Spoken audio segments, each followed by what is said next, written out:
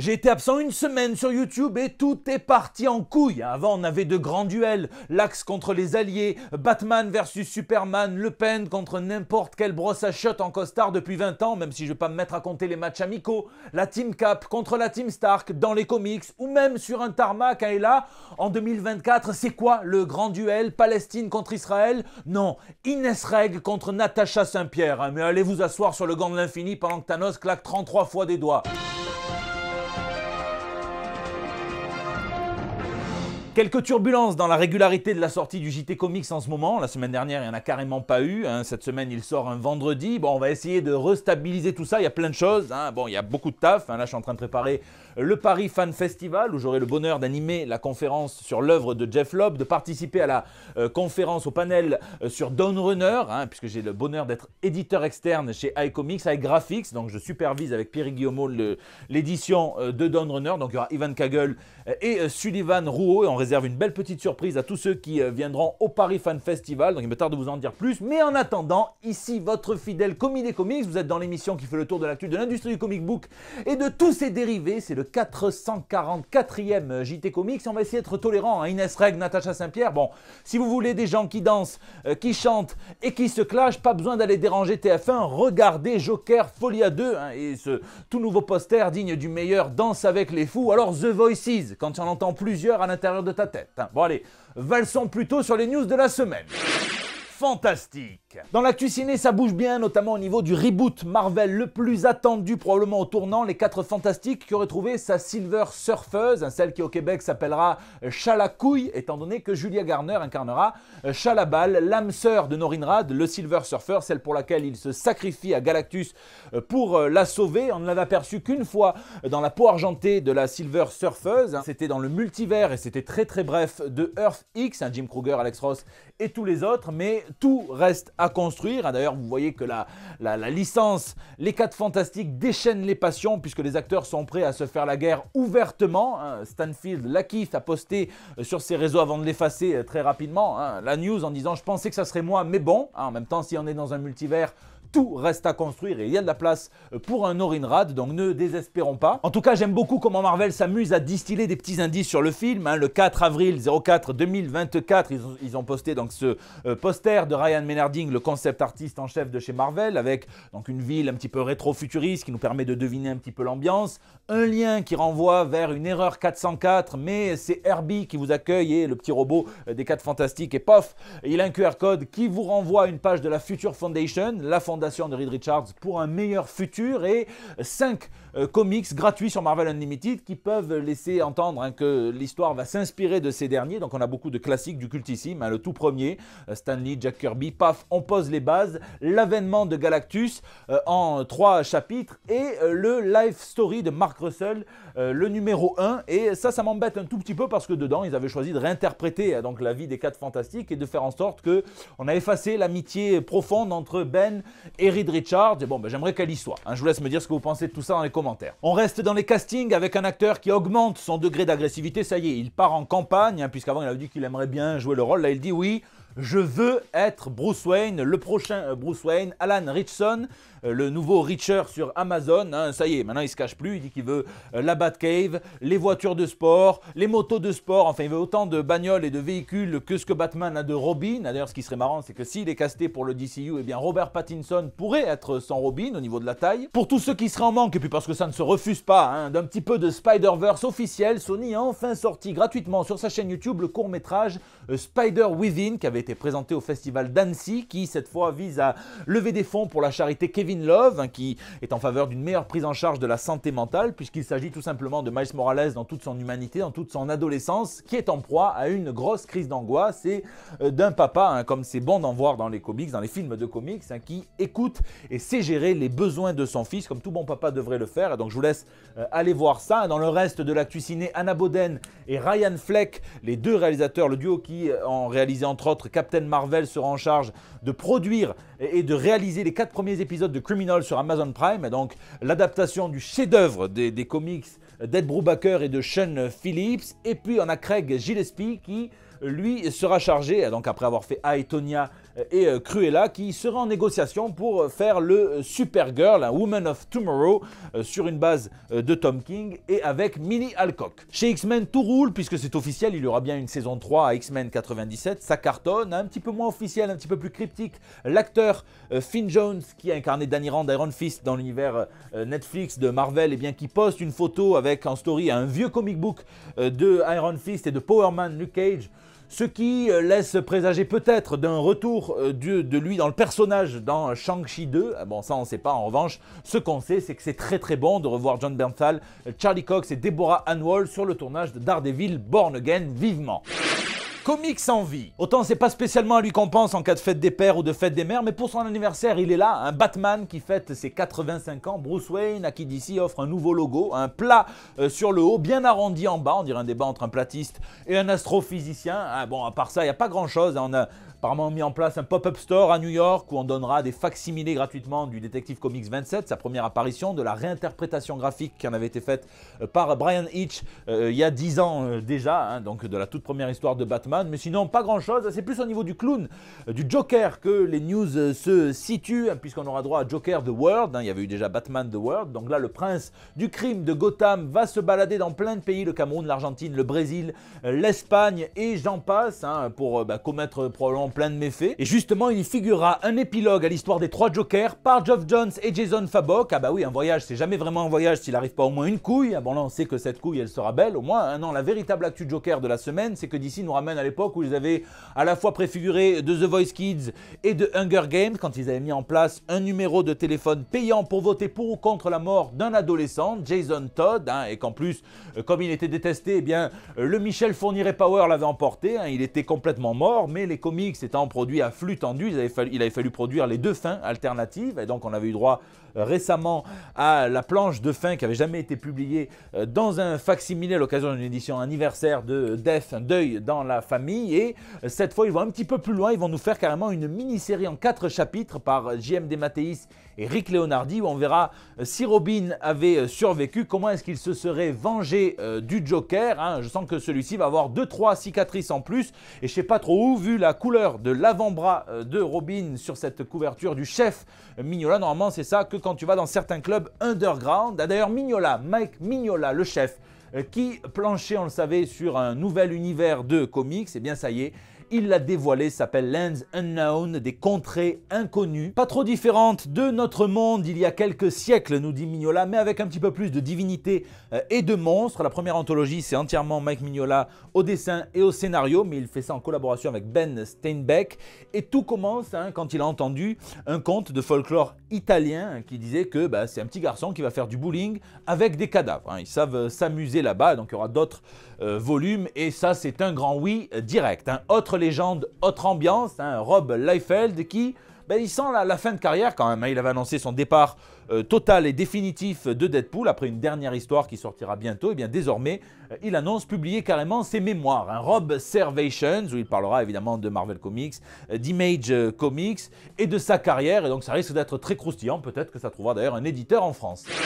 Snicked, c'est l'une des polémiques de la semaine. Elle implique Len Wein, co-créateur de Swamp Thing, co-créateur également de Wolverine. Wolverine, un personnage qui avait été designé en premier par John Romita Sr., puis dessiné en premier dans The Incredible Hulk par Herb Trimpe. Trimpe est mort en 2015, Len Wein est mort en 2017, John Romita Sr. est mort en 2023, et tous ces morts-là, ça excite ce que j'appelle les ventriloques nécrophiles, et qui aiment bien enfiler des morts, hop, sur leurs bras et les faire parler, puisqu'ils ne sont plus là pour venir les contredire. Mais ce qui m'emmerde un petit peu, c'est que ce ventriloque-là, il s'appelle Roy Thomas, c'est un éditeur en chef de chez Marvel de génie, un scénariste très talentueux, celui qui a ramené Conan chez Marvel, et là, en gros, la polémique, c'est Roy Thomas et maintenant veut être crédité comme co-créateur de Wolverine, simplement parce qu'il faisait son job d'éditeur en chef et qu'il dit que c'est lui qui a donné 3 directives à Len Wein à l'époque, de créer un personnage canadien pour le lectorat canadien, qui s'appelle Wolverine, dans la mouvance de tous les personnages qui ont des noms d'animaux, puisque c'est le glouton, et un personnage colérique, oui, sauf que ça,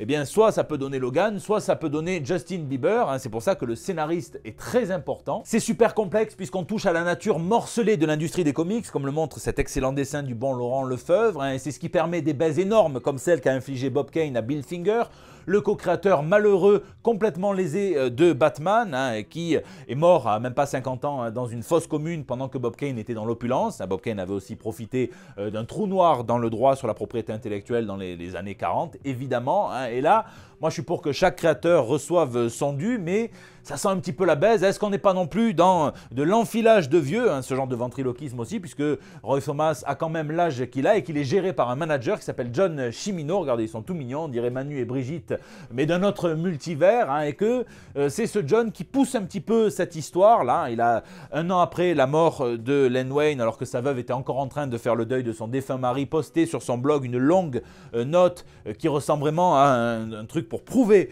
que Roy Thomas est le co-créateur de Wolverine, hein, en appelant l'article l'incroyable histoire, mais totalement vraie, de la création du mutant Marvel le plus populaire, The Wolverine, hein, un article qu'ils ont d'ailleurs soumis quasiment à peu près pareil hein, à CBR, Comic Books Resource, pour avoir hein, une figure d'autorité. Hein. Donc là, il y a beaucoup de créateurs qui s'offusquent qu'un éditeur en chef puisse vouloir ce genre de lumière, hein, ce qui n'est pas normal, même dans la maison de Stan Lee, hein, qui lui n'a pas osé par exemple se réclamer co-créateur du Punisher, alors que Jerry Conway comptait l'appeler l'assassin à l'époque. Sérieux dans ses affaires, hein, c'est Stan Lee d'ailleurs qui avait donné le nom du Punisher. Où est-ce qu'on s'arrête hein? Est-ce qu'il ne faudrait pas du coup faire co-créateur tous ceux qui ont rajouté à la fois de l'adamantium, des poils, de la colère ou de la barbe au personnage de Wolverine? Je pense à Dave Cockrum, qui est le premier à avoir voulu intégrer les griffes au personnage directement. Je pense à John Byrne, à Chris Claremont, qui lui ont donné son apparence définitive, à Barry Windsor Smith et l'arme X. Je pense aussi aux frères Kubert. Enfin, il y a plein de monde. Tout ça, c'est officiel, puisque c'est la veuve de Wayne qui dit que bien Roy Thomas apparaîtra comme co-créateur dans le film Deadpool et Wolverine. Et donc, il enlève de l'argent aux héritiers de Len Wayne, à tous les autres, pour en prendre lui. Et donc, c'est là que ça devient limite. Je vous laisse me dire dans les commentaires si vous pensez que Len Wayne s'est fait sniquer ou si vous pensez que Roy Thomas a raison de montrer les griffes. Ed Piscor. Cette semaine, on dirait que c'est Thanos et sa meuf qui ont écrit les news, tellement il y a de la nécro. On pense à Bob Beerbohm, qui est parti à l'âge de 71 ans, qui était un historien des comics et le créateur de la toute première chaîne de comics, Comics and Comics, qui était donc un marchand très connu dans le circuit. On pense à M.D. Bright, qui est le co-créateur de Quantum and Woody, qui est mort à l'âge de 68 ans, hein, qui avait aussi fait les dessins de l'excellente mini-série sur Green Lantern Emerald Dawn, qui avait co-créé Icons pour le label Milestone et qui s'était chargé de dessiner la mini-série Armor Wars, hein, qui sera bientôt adaptée. Enfin, le titre sera donné à une série ou un film du MCU. On pense aussi à Chance Pedromo, l'acteur qui incarnait un personnage dans la série Gen V, qui est mort à l'âge de 27 ans dans un accident de moto. Hein. Et puis, une autre mort tragique, c'est celle de Ed Piscor, qui s'est ôté la vie à l'âge de 41 ans. Ed Piscor, c'est cet excellent artiste à qui on doit un hip-hop Family Tree, qui raconte l'histoire de ce mouvement musical du hip-hop aux États-Unis. On lui doit aussi X-Men Grand Design, qui vient essayer de donner une chronologie cohérente à l'univers des X-Men. On lui doit aussi Red Room, donc son dernier ouvrage qui venait de paraître chez Delcourt. On lui doit la co-création de la chaîne Cartoonist K-Fab, hein, où ils analysent avec Jim Rugg des comics. Il transpire la passion de l'art séquentiel, des comics à la fois mainstream, à la fois underground, peu importe, hein, le dessinateur. Ce qui est tragique, c'est que Ed Piscor s'est suicidé à la suite d'accusations par 3 femmes. La première qui montre, à l'époque où elle avait 17 ans, des messages de l'artiste qu'elle juge à caractère sexuel, hein, et donc elle parle de détournement de mineurs, enfin en tout cas de mauvais comportements sexuels, il nie. La deuxième, qui était majeure, mais qui dit qu'il lui a demandé d'échanger des faveurs sexuelles contre des faveurs professionnelles, hein, une fellation contre la présentation de plusieurs contacts à lui. Une autre qui dit qu'il a fait pareil, sauf que cette fois c'était en échange qu'elle vienne poser nue. Donc forcément, la spirale a commencé et on a eu une exposition à Pittsburgh de l'auteur qui a été décommandée. L'artiste Jim Rugg et son ami, avec qui il avait sa chaîne YouTube, qui a pris ses distances. L'artiste n'avait répondu à personne, ils étaient allés chercher jusque ses propres parents, hein, qui n'ont pas grand chose à voir dans l'histoire, et il a posté une longue lettre qui sert à la fois de message d'adieu, où il reconnaît quelques erreurs, il nie en bloc beaucoup d'autres, et il fait à la fois un plaidoyer et un testament, hein, pour sa famille. C'est assez déchirant, puisque donc il dit qu'il n'aurait jamais dû, c'était stupide de sa part, d'échanger avec une jeune fille de 17 ans, mais que les messages n'avaient aucun caractère sexuel. Il nie avoir demandé des faveurs sexuelles à ce qui était à l'époque une copine à lui. Enfin, en tout cas, il parle de 2 rapports sexuels consentis et il demande à sa famille, elle, de l'attaquer en justice pour des propos diffamatoires, hein, maintenant qu'il est mort. Hein. Il termine en disant que les brutes, les harceleurs d'internet l'ont assassiné en se divertissant avec des ragots, en aboyant avec la meute en gros. Et alors là, ça nous oblige à prendre un petit peu de recul. Hein. Est-ce que nous qui aimons les super-héros, on a beau aimer la catharsis qui est permise par le personnage d'anti-héros du Punisher qui tue, qui exécute de façon sommaire des gens très bien écrits par les scénaristes qui s'occupent de Frank Castle, on l'aime bien, oui, mais est-ce que pour autant Ed Piskor méritait la mort, hein? Selon moi, mon avis n'importe pas, hein, malheureusement, mais je vais vous le dire quand même, non. Hein, selon beaucoup de personnes qui réagissent, non plus. En revanche, on aime bien un Batman, un Spider-Man, hein, qui parfois frappe un petit peu fort, qui donne des coups de poing et un coup de pouce à la justice en venant appréhender les criminels et les remettre aux autorités en question. Et par contre, est-ce qu'on n'aime pas, hein, au final, un bon vieux Superman qui laisse le choix, qui pourtant a lui le pouvoir, hein, de casser des coups, qui laisse le choix, hein, de la rédemption. Évidemment, je ne serais pas venu pleurer sur le suicide d'un violeur, d'un meurtrier d'enfants, hein, forcément, même s'il avait écrit des comics encore mieux que ceux d'Alan Moore ou de Warren Ellis, dont on va finir par reparler puisqu'il a eu ce genre de problème à plus grande échelle encore, et il est encore parmi nous et tant mieux. Hein. Est-ce que le suicide, la mort d'Ed Piskor avance quoi que ce soit, à quoi que ce soit, non, hein, je pense pas. Hein, peut-être, on va voir dans le traitement dans le futur, mais je suis même pas sûr. Hein, est-ce qu'on s'offusque encore plus pour autant, hein, que Brigitte Macron, à qui je ne souhaite absolument pas la mort, hein, ait fait d'Emmanuel Macron son projet alors qu'elle l'a rencontré quand il avait 14 ans, qu'ils ont commencé à sortir ensemble alors qu'il en avait 15, 16, hein, ce qui est totalement du détournement de mineurs, hein, mais tu finis première dame. Ce qui est sûr, c'est que la mort d'Ed Piskor n'a pas arrêté les meutes virtuelles qui viennent sous couvert d'hommage salir sa mémoire en venant la récupérer sa mort pour prouver telle ou telle théorie, et peu importe de quel côté vous vous trouvez, je m'en fous, hein, c'est nul à chier. Hein. Est-ce que la mort d'Ed Piskor nous permettra de prendre avec un petit peu plus de prudence dans le futur, et bien à la fois les relations hommes-femmes, les relations des jeunes femmes avec des hommes plus vieux et vice-versa? Malheureusement, je pense pas. Est-ce que ça nous permettra d'être un petit peu plus prudents et mesurés dans nos accusations, dans les gens qu'on innocente par affinité créative ou peu importe?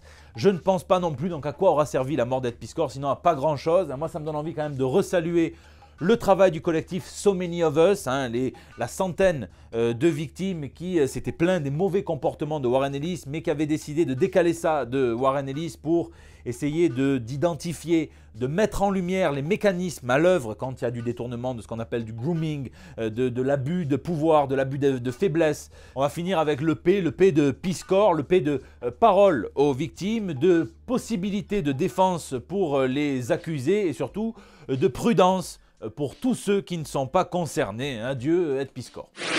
Lisez, cette semaine je me suis régalé, j'ai passé un excellent moment avec Bot 9 de Derek Loffman, hein, qui est publié chez Aventurier d'ailleurs. C'est une BD dans sa forme la plus pure puisqu'elle est muette, hein, et c'est une BD sur un poisson qui est pêché par un vieil homme, qui est mis dans un bocal, dans un robot, et lancé dans un périple dont il ne connaît pas la destination. Donc c'est un petit moment de poésie, de bonheur, parce que c'est super bien dessiné, c'est mignon, ça se lit, et bien évidemment en tant qu'adulte, en tant qu'ado, en tant que grand adulte, en tant que petit enfant aussi. À 5 ans, ça marche, c'est testé et c'est approuvé. Donc je me suis régalé avec ce Derek Loffman que j'ai toujours adoré suivre sur Instagram. Donc je vous le conseille vraiment. Je vous laisse me dire aussi ce que vous lisez ou geekez dans les commentaires, puisque c'est la fin de ce JT Comics. Je vous remercie d'être toujours aussi nombreux à le suivre, hein, à laisser vos pouces bleus, à partager, à tweeter, à retweeter, à m'incorporer dans vos stories Instagram. Hein, je vois tout. Hein. Merci beaucoup pour tous vos messages, hein, de réactions sur YouTube, dans les commentaires, où je lis chacun d'entre vous et j'essaie de répondre au plus grand nombre. Sur les réseaux sociaux aussi, vous me laissez vos petits messages pour El Bando del Pueblo. C'est votre espace de liberté depuis 444 JT maintenant. Je vous fais d'énormes bisous. Je vous donne rendez-vous la semaine prochaine, un jour ou l'autre, pour de nouvelles toutes fraîches. Première image de Christian Bale en monstre de Frankenstein dans le film The Bride. Hein, il faut qu'il lui mette une réplique. Tu veux savoir d'où viennent ces cicatrices? Obligé. Bah oui.